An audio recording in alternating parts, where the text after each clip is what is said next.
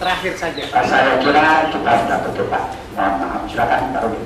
Oke, terima kasih. Karena ini sudah kata penutup, saya tidak memanjangkan lagi. Intinya bahwa Quran dan Bible itu mengimani Taurat dan Injil. Taurat dan Injil, kalau menurut Quran, orang Muslim itu sudah tidak ditemukan lagi yang asli. Tetapi ketika untuk membuktikan apa isi Quran, mereka sering mengambil yang ada di dalam Injil, Bible sekarang. Contoh konkret adalah dalam banyak hal tentang sunat itu kan diberikan kepada Ibrahim atau Abraham sebagai perjanjian, itu firman Allah. Karena dia firman, maka letaknya harus pada posisi kitab firman. Nah, yang lain mengenai Isa, dua agama ini mengakui bahwa Isa itu adalah kadang mengaku Yesus, kadang tidak. Lucu, ya.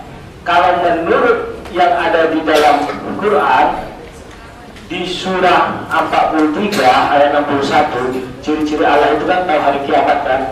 Di situ dibuat, dan sesungguhnya Isa benar-benar memberikan pengetahuan tentang hari kiamat. Isa tahu hari kiamat.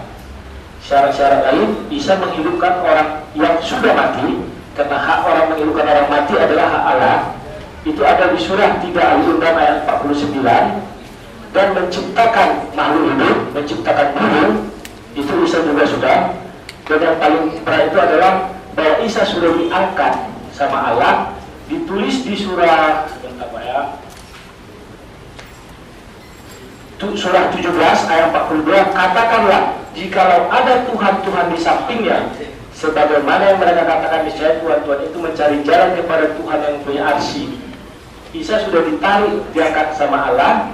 Artinya Isa itu ditempatkan dekat Allah. Yang bisa duduk dekat Allah adalah di bawah Allah itu malaikat. Ada yang kan malaikat Michael, Jibril itu mengangkat arsy. Nah, yang duduk di samping di arsy itu dibuat sini adalah misalnya Tuhan-Tuhan yang mencari kepada Tuhan yang mempunyai arsy, jika itu betul Tuhan. Nah, yang berikutnya lagi, kalau saya ingin berbicara mengenai Trinitas di dalam kekristenan, itu sudah jelas ada Allah, ada firman Allah, ada Roh Kudus. Tinggal bagaimana kita menerjemahkannya. Silakan Bapak baca dari Quran juga bahwa Allah itu ada, firman Allah itu juga ada, Roh Allah itu juga ada, Roh Kudus. Pertanyaannya, apakah ketiganya terpisah? Nanti akan kita temukan yang namanya ibarat makan buah simalakama. Contohnya, apabila kita bilang terpisah, semua mengandung nama Allah. Apakah itu Allah ada tiga? Kalau kita bilang menyatu, berarti Isa betul bahwa ada Tritunggal. Sekarang nanti kita pikirkan bersama, ini kadarnya kan kadar tingkat talentnya lumayan, kita bilang menaik ke atas, cuma karena waktu dan sebagainya macamnya, banyak hal yang bisa kita sebenarnya gali dari antara diskusi ini. Betul kata Pak Pendeta tadi, kalau bisa dibuat satu topik itulah yang kita bahas. Kalau ini kan memang kemarin itu hanya menjawab, udah ini kejar mengejar lah, karena 10 pertanyaan saya jawab dalam waktu 15 menit, itu sesuatu yang mustahil kata orang kan.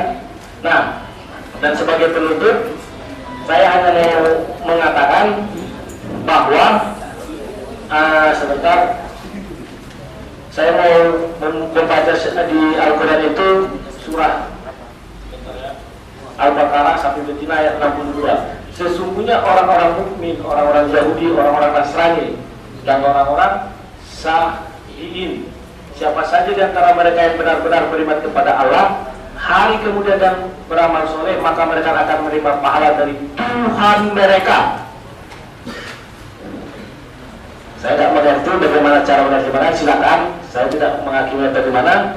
Tuhan mereka artinya dalam bahasa Indonesia jelas, tapi saya tidak usah mengartikan hal tersebut.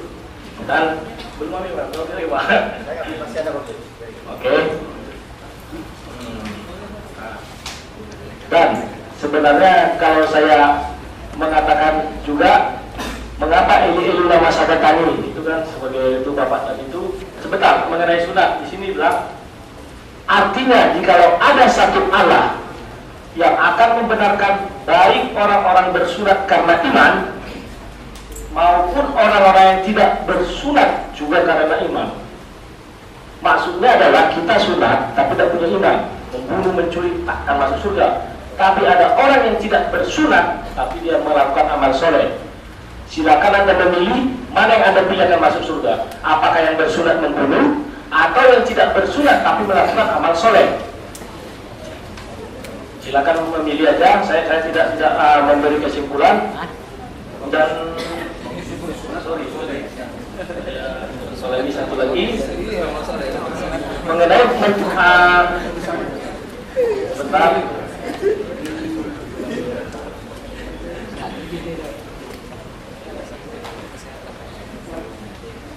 Ini jadi ada apa ya? Yang lain sudah bisa lah, tapi udah. Nah, mengenai hal yang lain mengenai di Bible ini adalah Eli lama sahabat tadi.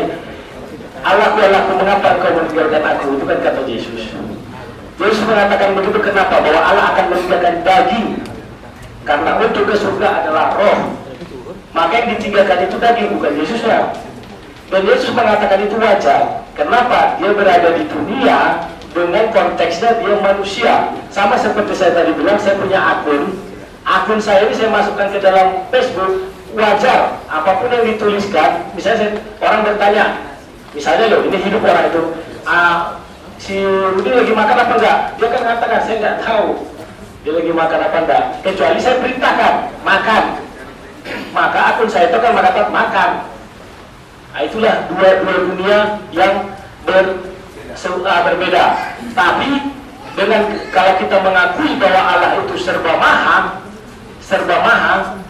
apapun bisa dilakukannya. Sebab sebentar, ini terakhir waktu Bapak memang sudah habis. Iya, sebentar tadi. Surah Maryam ayat 17. Maka ia mengadakan tabir melindungi diri mereka lalu mengutus roh kami kepadanya, maka ia menjadi di hadapannya dalam bentuk manusia sempurna. Ternyata Allah bisa mengutus roh Allah untuk menjadi wujud manusia sempurna. Terima kasih mungkin petunjuk dari saya. Semoga ini bisa jadi ke depan lebih bagus lagi, Pak. Cuman ya udah, nggak apa-apa. Terima kasih. Baik, terima kasih. Selanjutnya kita buka waktu Pak Joko Bintang. Sangat baik. Saya kadang-kadang agak bingung juga menanggapi beliau ini, karena kemana-mana itu kadang-kadang keluar konteks dan ditanya lain jawabannya. Seperti tadi beliau mengatakan apa tadi, Pak? Iya, sebentar ya. Tadi ia mengatakan surat Al-43, surat Az-Zukhruf ayat 61, Nabi Isa kita tahu tentang kiamat, sementara yang tahu tentang kiamat Tuhan. Berarti Nabi Isa Tuhan, gitu kan kesimpulannya kan? Nah, surat 43, 61. Wa innahu la ilmu lisya'ati fala tamtaruna biha, ya. Wa innahu la ilmu lisya'ati fala tamtaruna biha wa tabi'uni hadza siratum mustaqim. Dan sesungguhnya dia Isa adalah suatu tanda bagi kiamat, maka janganlah kamu ragu-ragu tentang kiamat itu, dan ikutilah aku, inilah jalan yang lurus. Dia menerjemahkan ini seenaknya saja. Ya kan? Saya ada tahu yang saya menerjemahkan loh. Itu saya ambil dari internet. Internet. Dan di sini Nanti bisa protes tadi sama Al-Quran online-nya. Kita mohon hadirin untuk tenang. Ya, termasuk begini. Ini Nabi Isa itu menceritakan tentang tanda-tanda kiamat. Bukan berarti Nabi Isa tahu tentang kiamat. Di dalam ayat ini, ya, dan ikutilah aku. Aku ini bukan Isa. Ini orang Kristen menerjemahkan Isa, padahal Allah itu. Wattabi'uni hadza siratal mustaqim. Ikutilah aku, inilah jalan. Aku ini huruf besar aku. Berarti kembali kepada Allah. Mekanisme penulisan Injil dan Alkitab itu beda. Mereka menerjemahkan sesuai dengan Bible. Kalau Bible, Yesus, Roh Kudus, Tuhan, iya, dianya, engkau, semuanya huruf besar, walaupun jadi tengah. Tapi Quran tidak. Kecuali Allah, nah baru pakai ya huruf besar, dia, engkau, nya, semua huruf besar. Nah, ini di sini hanya ikutilah aku, kata Allah, A besar. Dia menerima ikutilah Yesus, aku ini Allah. Nah, itu kekeliruan mereka sebenarnya menerjemahkan.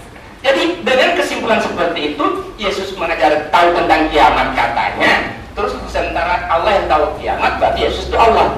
Padahal di Injilnya sendiri mengatakan Yesus mengaku dia tidak tahu tentang kiamat. Wajar, wajar Pak. Konteksnya Yesus adalah manusia, wajar. Wajar. Sama dengan kita punya akun, sudah saya terangkan tadi kan. Kalau ditanya tentang ini wajar. Markus 33 Markus 30 ayat 23 Matius 24 ayat 30 Yesus mengaku dengan jujur tentang hari dan saat itu, maksudnya kiamat. Tidak ada seorang pun yang tahu, malaikat tidak tahu, anak pun, maksudnya dia di sini tidak tahu, hanya Allah. Jadi kiamat itu kata Yesus menurut Injil hanya Allah yang tahu, dia nggak tahu. Nah, malaikat punya Al-Quran diambil. Kata Yesus, kiamat kata Yesus itu apa ini? Makanya hati-hati sekali menerjemahkan Quran. Jangan seperti Bible, dia cuma dengar baca di internet itu langsung percaya. Dikaji dulu. Kalau mau tanya tentang Islam, tanya kepada orang Islam dong. Jangan tanya kepada pendeta, orang yang nggak paham. Ini yang terjadi.